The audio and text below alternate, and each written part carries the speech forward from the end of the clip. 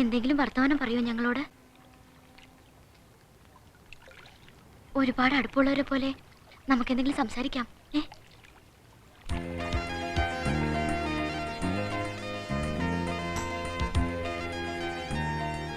എന്തെങ്കിലും പറ. Hello hello hello